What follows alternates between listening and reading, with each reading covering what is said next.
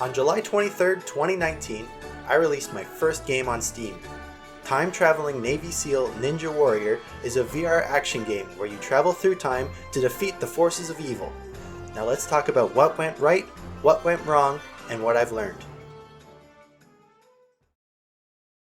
Making a VR game is honestly cheating when it comes to game feel and enjoyment.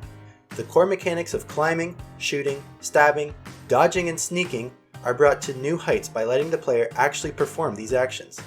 Since all the game's mechanics have simple to replicate real-world equivalents, VR is primed for sandbox-style games. Actions in the game don't feel forced or obligatory, and players can approach problems any way they want. The context and story of the game was ideal for what I was making. Since I could use any time period and by extension any setting, I was free to experiment with different ideas for levels. For example, in one level you play Frogger across hover cars, and then in another you scale a large bunker to assassinate Hitler. Each level has a unique identity and told a small environmental story that let the player connect the dots and figure out what they think is going on.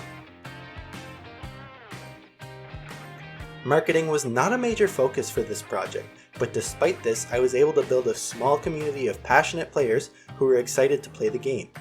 Thanks to the virtual reality subreddits, I had a simple platform to reach many players from my target audience.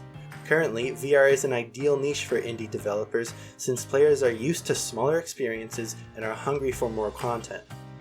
This likely won't last long as AAA game companies are starting to support VR more in the future, so it's a good thing I got in and started building my community when I did.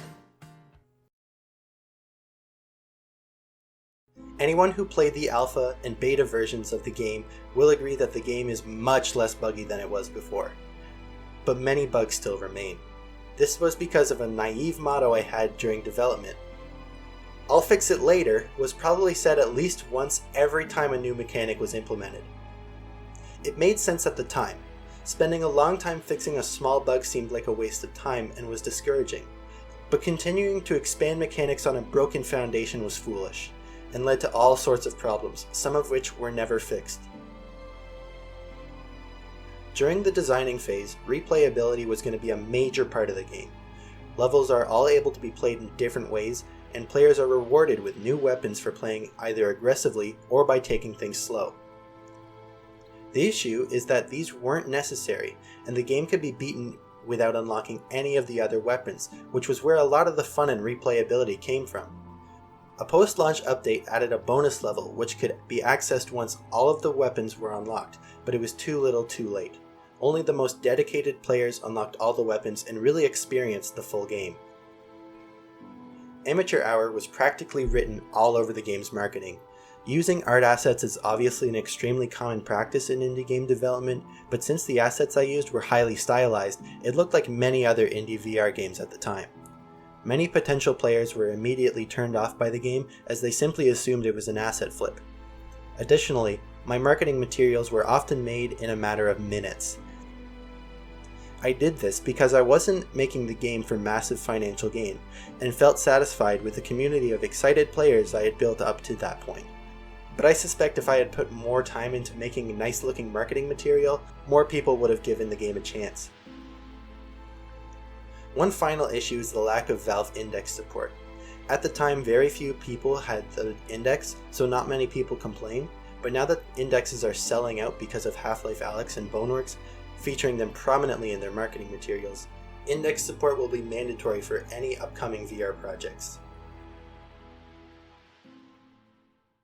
Take full advantage of VR.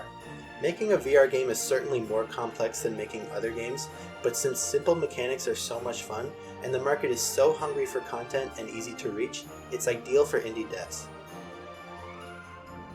Aside from simple prototyping, write well-made, well-documented, and bug-free code early.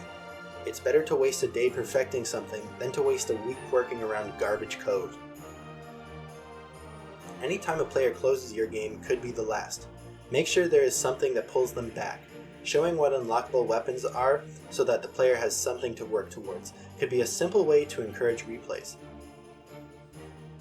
Finally, don't skimp when it comes to marketing and art. Almost all VR games use assets in some way, but successful games either combine assets in a coherent way or modify them to make them distinct from other games. Additionally, I should try to spend at least 10% of development time on marketing material. While I'd love to just make games all day, the only way to get players is to show them why your game is awesome and why they should play it. It's unclear to me at this point whether or not I should consider TNN a success. On the surface level, I met all my goals.